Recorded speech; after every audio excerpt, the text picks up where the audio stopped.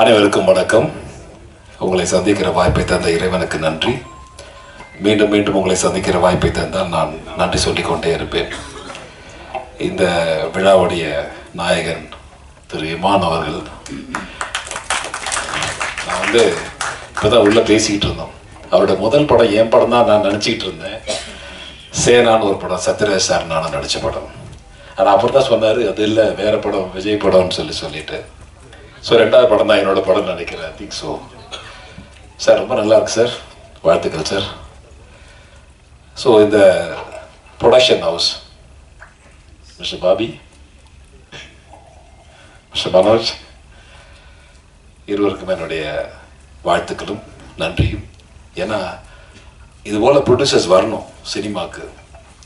அப்போ தான் நல்லா இருக்கும். தேட்டர்ஸ் திறந்து வச்சுட்டு உட்காந்துருக்காங்க எல்லாரும்.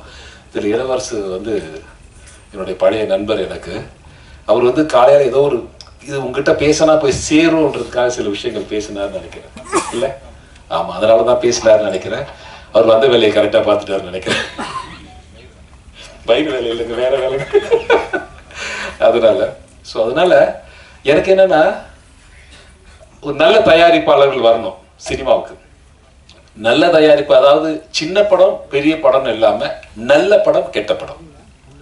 நல்ல படம் எடுக்கிறவங்க நிறைய பேர் காத்துட்டு இருக்காங்க.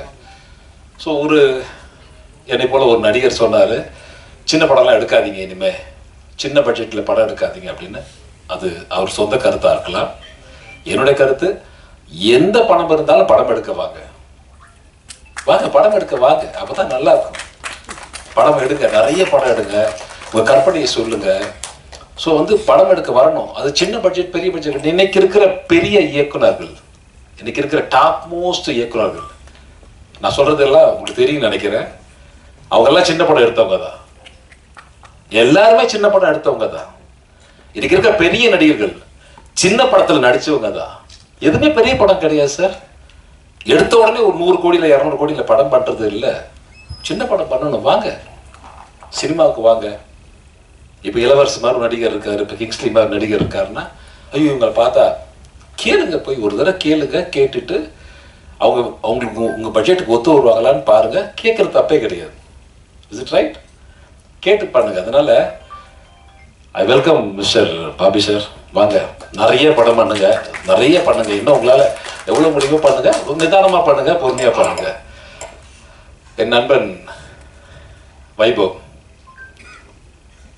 ஃப்ரெண்ட்ல முகத்தை காட்டுறது பாருங்கல்ல.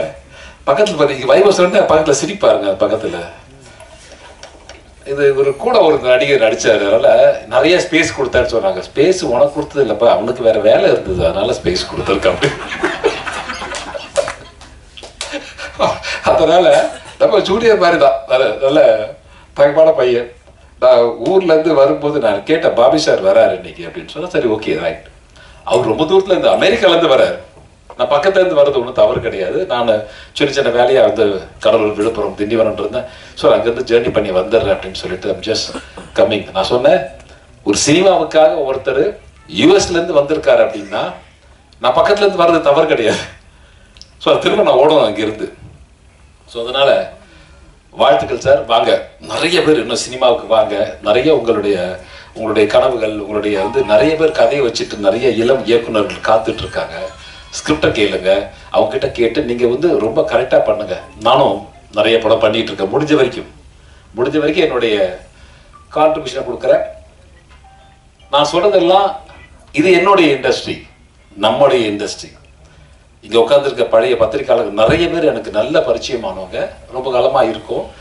ஸோ அதனால இது நம்ம இண்டஸ்ட்ரி, வாங்கன்னு சொல்லி எல்லாரையும் வர வைக்கிறோம். முடிஞ்ச வரைக்கும் பண்ணட்டும். இப்ப பெரிய படம் மட்டும்தான் ஒரு 10 பேர் இருப்பாங்களா, இல்லை 15 பேர் இருப்பாங்க.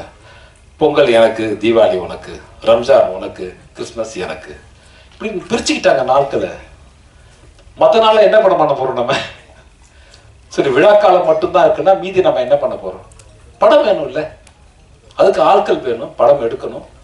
ஸோ அதை நம்பி இருக்கிற என்னை போன்ற நடிகர்கள், இன்னும் பெப்சின்னு ஒரு 24 கிராஃப்ட் இருக்கு, அதில் ஒர்க் பண்ணுற நிறைய பேர் இருக்காங்க. அவங்களுக்கு வேலை கொடுக்கறதுக்காக நீங்கள் தயவு செய்து இந்த இண்டஸ்ட்ரி, சினிமா இண்டஸ்ட்ரின்னு சொன்னாங்க, இது ஒரு தொழிற்சாலை.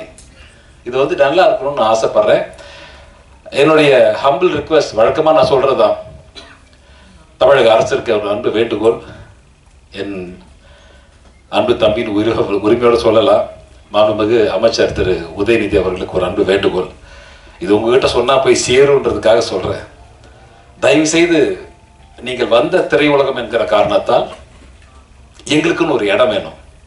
அங்க போஸ்ட் ஓட்டுறதுக்கு என் கண்ணு முன்னாடியே போஸ்டர் கிழிச்சிட்டு உங்களுக்கு கூட்டணி கட்சி அரசியல் வேணும் நான் இல்லைன்னு சொல்லலை. பட் இதுவும் ஒரு இண்டஸ்ட்ரி.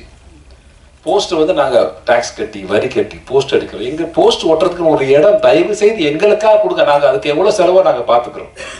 இது ஒரு தயாரிப்பாளர் செலவு. ஒரு நடிகை நான் ஆதங்கப்படுறேன். ஒரு போஸ்ட் ஓட்டினா தான் இந்த படம் இந்த தியேட்டரில் ஓடுதுன்னு தெரியும். அதனால ஒரு இடத்த ஒதுக்கி கொடுங்க. அங்க இடத்த நாங்கள் வந்து பராமரிச்சுக்கிறோம். நாங்களே பண்ணுறோம். அது நீங்கள் டீம்கிட்ட பேசலாம், தவறு இல்லை. இதை செய்து தர வேண்டும் என்று என் அன்பு வேண்டுகோளை என் தம்பி மாண்புமிகு அமைச்சர் உதயநிதி அவர்களுக்கு அன்பு வேண்டுகோளாக வைக்கிறேன். அதற்கு பிறகு இந்த படத்தில் நடித்த சக நடிகர்கள் கிங்ஸ்லி ஆகட்டும், திரு ஜான் விஜய் ஆகட்டும், இன்னும் அந்த மணிகண்டன் ஆகட்டும், டெக்னீஷியன் எல்லாருக்கும், திரு இளவரசர் வந்து வயிறு குறைச்சிடுறேன் சார் நான். இல்லை, கொரோனாவில் வந்தது தான். இந்த கொரோனாவில் ஒரு போட்டாங்க ஒருத்தங்க, பிரியாணி சாப்பிட்டா கொரோனா வராதுன்னு சொன்னது யாருன்னு தெரியல. பிரியாணி சாப்பிடுங்க, கொரோனா வராது. இருக்கிற எல்லா பிரியாணி கடையும் தேடி நம்ம பிடிச்சி வீட்டில் வச்சுட்டோம். எல்லா பிரியாணி கொண்டு வாங்க, இருக்கிற இஸ்லாமிகள் எல்லாம் பிரியாணி பண்ணி அனுப்பிச்சு விடுங்க எனக்கு அப்படின்னு சொல்லிட்டு. ஸோ அது பண்ண வேலை தான். கொஞ்சம் ஓட்ட நான் வந்து தெரியுது என்ன தொப்பை இருக்குதா? தேங்க்யூ, நன்றிங்க. நான் நீ சொன்னதால வந்து இளவரசி இவ்வளவு மகிழ்ச்சி பாருங்க. அப்பா, நம்ம கூட வட்டத்துக்குள்ள ஒருத்தர் வந்துட்டாரு.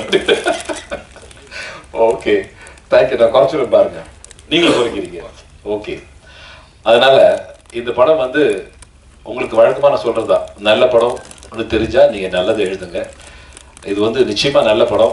சென்னை சிட்டி கேங்ஸ்டர்ஸ் அப்படின்னா இது ஒரு அழுத்தமான படம் கிடையாது. எல்லாரும் சொன்ன மாதிரி ரொம்ப ஜாலியான படம் தான்.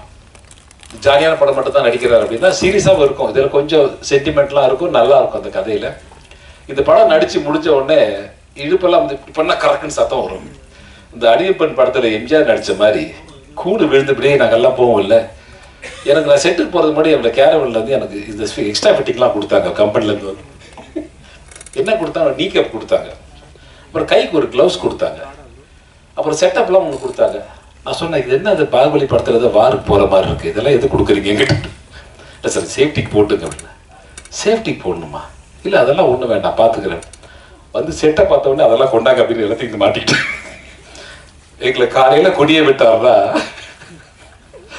போது எங்களை விட்டுறாரு அளவுக்கு டைரக்டர் வச்சு, சார் அப்படியே வாங்க சார், இங்கே வாங்க, இங்கே ஒரு சீன் சார், அங்கே ஒரு சீன் சார், இங்கே ஒரு சீன் சார் சொல்லிட்டு எடுத்துக்கிட்டே இருப்பாரு. ஸோ நல்லா இருக்கும். இது வந்து ஒரு என்டர்டெயின் மூவி, ஒரு ஜாலியான மூவி, மன அழுத்தத்தை போக்குவதற்கான ஒரு நல்ல படம். தயவு செய்து இதை நான் பேச வேண்டிய விஷயத்தெல்லாம் பேசிட்டேன் நினைக்கிறேன். I think so. எல்லாருக்கும் மேடையில் இருக்க குறிப்பாக சொல்லணும்னா என் நண்பன் அஜய் ஞானமுத்து அவர்கள் ஒரு மிக அடக்கமாக வந்து உட்காந்துருக்க டிமாண்டி காலனியோடைய டைரக்டர். அவர் இப்போ நல்லா போயிட்டு இருக்க அந்த படம் நான் கேள்விப்பட்டேன். என் அன்பு தம்பிக்கு என் மனமார்ந்த வாழ்த்துக்கள். நான் கோபுரா அவரோட ஜாயின் பண்ணி ஒர்க் பண்ணோம்.